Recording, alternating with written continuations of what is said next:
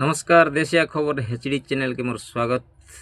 चलो जीवा नुआ टॉपिक भाई एटा टॉपिक बोली बुझी नरुआ एटा गोटे व्यक्तिगत कथा। तो भाई निजर झील भौणी जदि तुमर घरे आचे तो अन्य घर के तुम्हें दे सारीच। तो भाई से झील भौणी हो झील हो जे हो सी जब तुमर घरे आसिक ससुर घर कथा के तुमर घरे जब जुजाई दीसी तो से कथा के न धरिकी निजर आत्मा के निजे जदि शांति रखी देस तो शांति रही।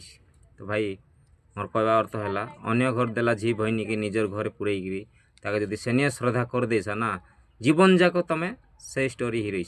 तो भाई से बुद्धि न धरिकी झील को मानाई बुझाई कर यार गोटे थर पटाइबाटा भल। तो पटाई देले ही भल और न पटाई तुम से जगह तो रखी रही तो तुम्हें माँ बाबा मैंने जितकी तुम रहीस ना कि तुम मान केबे हेले मिसा तार द्वारा धरी न पारस कि ताके तुम संभाली न पारस तुम जीवन रहा जाक जितकी लाडलबोध करसा तो से मिसा तुम पर आका मला मसान जाक जाइसी मात्र सीना केबे घर नहीं हेबाक नरे।